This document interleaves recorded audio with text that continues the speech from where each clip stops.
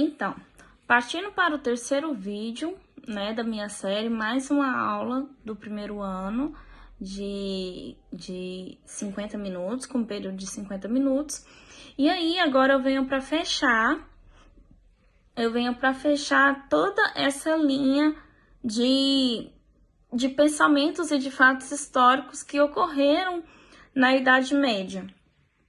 Na primeira aula, eu procurei definir o que foi o feudalismo, todas as questões envolvendo a relação de sucerania e vassalagem. Na segunda aula, eu coloquei como o renascimento urbano, né, onde as pessoas saíram das cidades devido à questão das cruzadas, elas saíram do campo e devido à questão das cruzadas, elas voltam para as cidades, fazendo com que as cidades ficam muito cheias, uma população exorbitante, e acabaram criando problemas higiênicos, sociais, culturais, ao ponto, né, devido a uma falta completa de higiene, de questão estrutural, de questão básica mesmo, de saneamento básico para a saúde e sobrevivência, acabaram terminando em uma das pestes que devastou, né, a grande parte da Europa, conhecida como peste negra ou peste bubônica.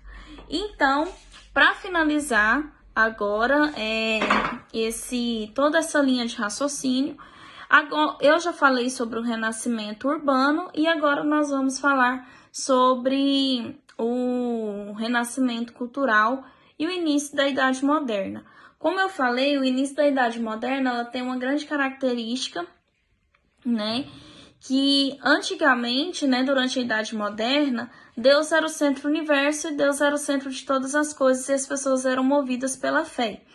Nisso era conhecido como teocentrismo, né, Deus, centro do universo. E agora, o que acontece? No século XV, o renascimento cultural, ele faz primeiramente uma recusa ao pensamento religioso medieval que permeava sobre toda a questão da dominação da Igreja Católica, dela ser a maior senhora feudal, da propagação do cristianismo, da propagação do pensamento, da fé. E aí eles tiram Deus do centro do universo e colocam o homem como centro do universo. Então, de teocentrismo passa para antropocentrismo, né, onde o homem ele se torna o centro de todas as coisas e o centro do universo. E ele foi também marcado pelo retorno dos valores da antiguidade clássica greco-romana, né? Eles faziam a crítica, os renascentistas, eles faziam uma crítica muito grande ao período medieval, né, pelos valores culturais religiosos da Igreja Católica. E para eles, a Idade Média foi um período de pouco avanço cultural, denominado período das trevas, que, assim, muitos historiadores nem gostam de usar esse termo, porque não é porque a igreja tomou conta das questões, grande parte das questões da Idade Média, que o ser humano não pode avançar, né? Então, assim, alguns historiadores, eles nem gostam de usar esse termo de Idade das Trevas, mas é um termo usado pelos renascentistas pelo pouco avanço cultural que existia e ficava entre a antiguidade e a modernidade, né? Então, é um termo que não é muito aceito pelos historiadores, mas os cientistas, eles denominam a Idade das Trevas justamente por não ter esse avanço cultural e a valorização dos valores religiosos, né? Então, a modernidade era a forma como denominava o período histórico em que eles viviam. Como essa questão do homem, ele se coloca como centro do universo, eles se denominavam pessoas modernas, né? Que era uma evolução de pensamento muito grande. Então, nisso, a modernidade ela fica caracterizada como uma época de grande processo intelectual e científico, né?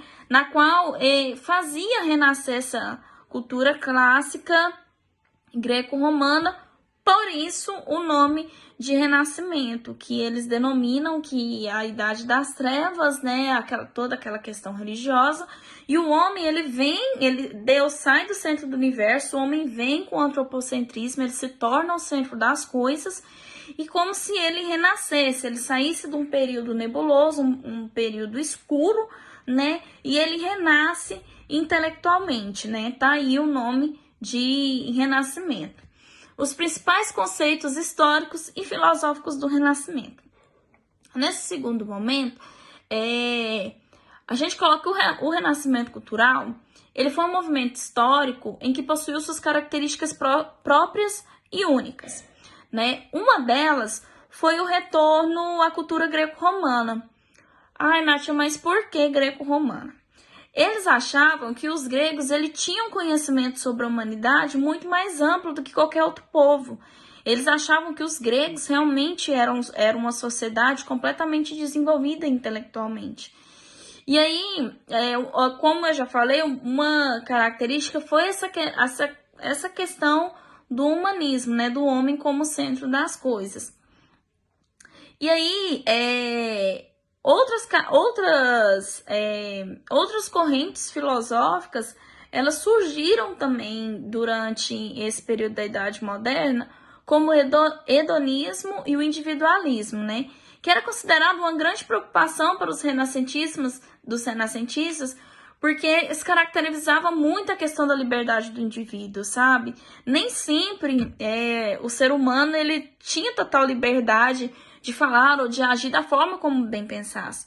E essa questão do hedonismo e do individualismo, ele veio justamente como uma preocupação da pessoa moderna. Aí a gente entra numa contradição, porque o ser humano ele estava achando boa essa ideia do ser humano ser um centro do universo, mas ao mesmo tempo ele se preocupava com essa liberdade individual que os seres humanos eles estavam conseguindo adotar.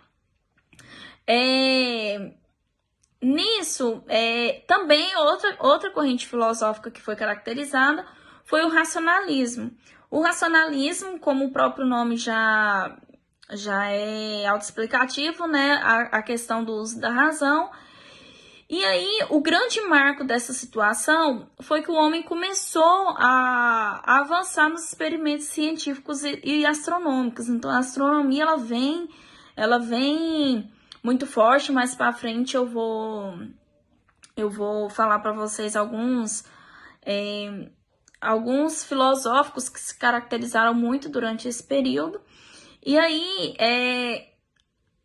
as questões científicas, questões de observação da natureza, que eram questões que era uma novidade, né? Naquela época, ela contrapunha completamente as questões teocentristas, né? Que eram a questão do Deus centro no universo, e que não tinha absolutamente nada a ver com os valores medievais. Então, assim, a gente percebe que a Idade Moderna ela vem com um marco muito grande, onde as questões científicas ela vem muito forte.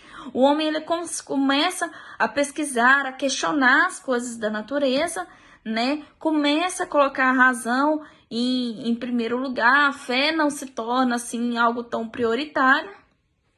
E por isso, né, é considerado como um marco, né, um marco muito grande da Idade Moderna. E aí, para encerrar, né, durante toda essa linha, eu trago o berço do Renascimento cultural na Europa, que foi na Itália, né, que foi considerado o berço de todo esse Renascimento.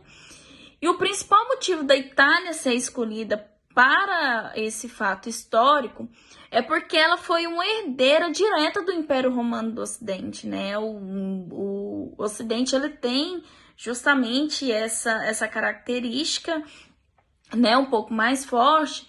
E aí havia um contato constante com os requisitos da cultura romana. Então a Itália ela foi considerado o berço desse renascimento também pelo forte desenvolvimento econômico das cidades italianas, né?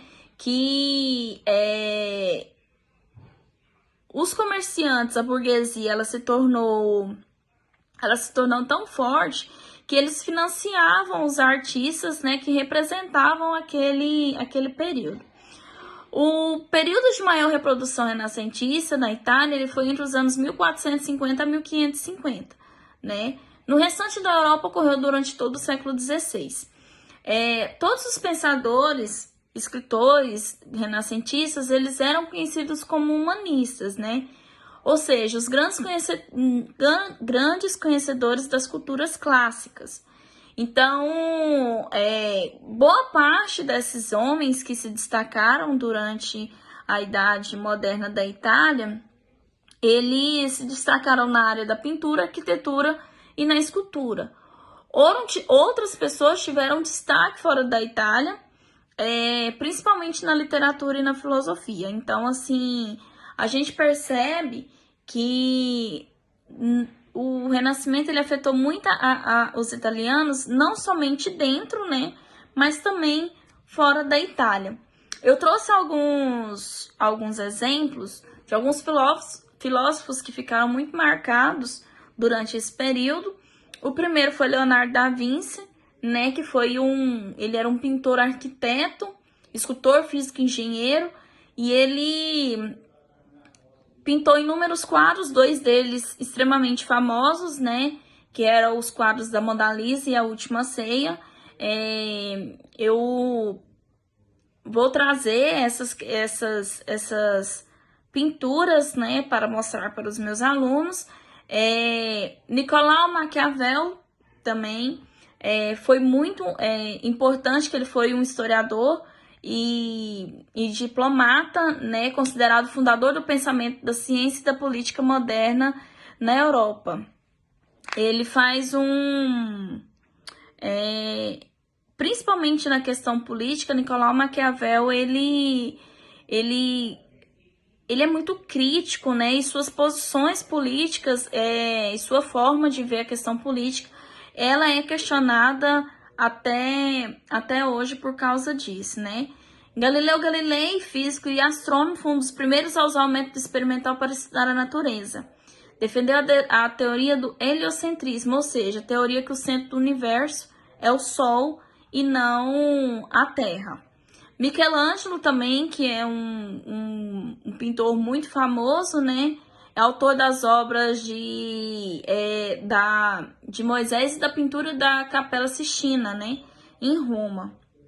Então, assim, a gente percebe o tanto que esses filósofos eles foram importantes, não somente na questão do Renascimento, e suas obras são conhecidas até hoje. Inúmeras pessoas que você chega a perguntar realmente quem é a Mona Lisa, todo mundo já tem uma noção de quem seria, né, esse quadro pintado por Leonardo da Vinci. E para fechar todo esse tríduo, todas essas questões que foram desenvolvidas, eu vou passar um vídeo que eu deixei o link aqui no meu planejamento, um vídeo sobre o Renascimento que veio como um resumão dessas 3 aulas do começo do feudalismo, a queda do feudalismo e o Renascimento, não somente urbano, mas também o cultural. Não fugindo da questão metodológica, né? A minha forma de avaliação, novamente eu passei 3 questões, né? 3 questões avaliativas, todas elas de múltipla escolha em relação de tabelas para facilitar o entendimento dos alunos, que serão avaliados pela participação e a dedicação em relação ao conteúdo como forma de aprendizagem.